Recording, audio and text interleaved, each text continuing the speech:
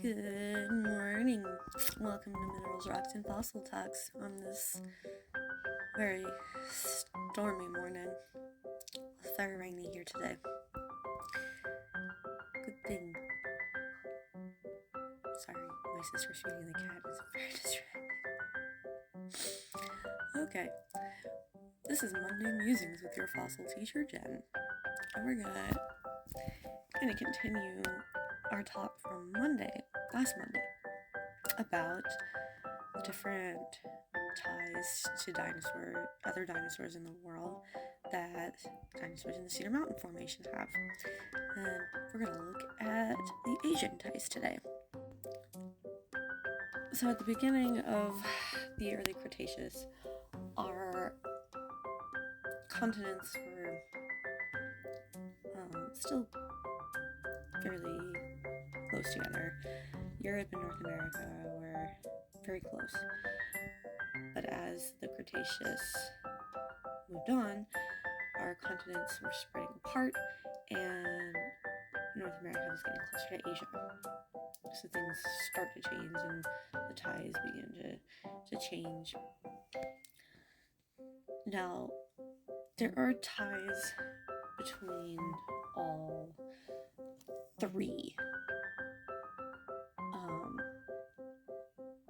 three continents.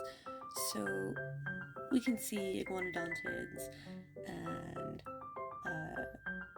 velociraptorine dromaeosaurs and ankylosaurs and sauropods and others in all three groups, but some where they originate, at least as far as we've discovered in the fossil record at this point, differs. And so things like iguanodonts start in Europe and spread from there, whereas things like ceratopsians start in Asia and spread from there. So that's kind of what we're looking at today. So the first group of Asian dinosaur ties that we see are therizinosaurs. So if you recall, Therizinosaurus has those really long clawed fingers that kind of look like scythes. This is Falcarius. He's found in the Cedar Mountain Formation. This one's at the Natural History Museum of Utah, where I currently work. And he's an early therizinosaur. From around the same time, we have this this is going to be a struggle this early in the morning. Therizinosaur named Alaxosaurus, which is found in Mongolia. You can see they're pretty similar. Next we have Gemini Raptor, which is a troodontid from the Cedar Mountain Formation. We have Cynornithoides from China, which is another troodontid. So they're starting to find more and more troodontids, which is fun.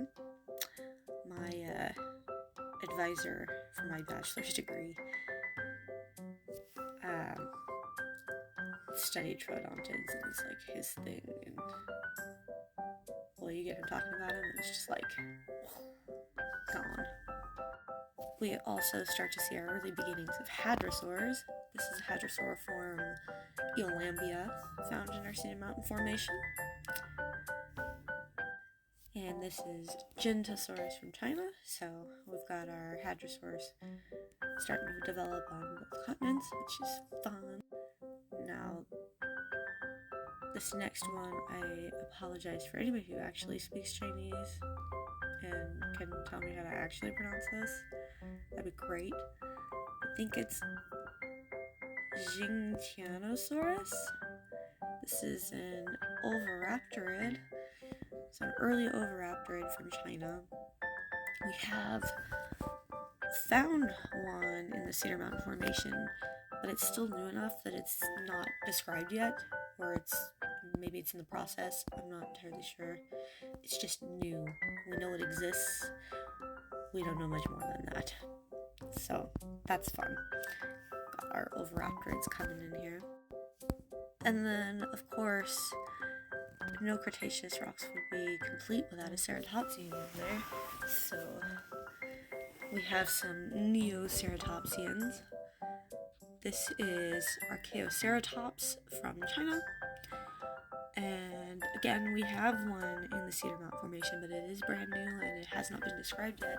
So we're waiting to hear about that and given a name and all that cool stuff. So lots of cool things coming out of our Cedar Mountain Formation.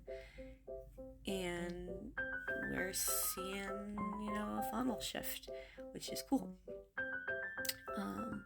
So I hope you learned a little bit about the dinosaurs of these formations and these continents, and I'm really enjoying our talks on Cedar Mountain Formation. And I will fossilize you later.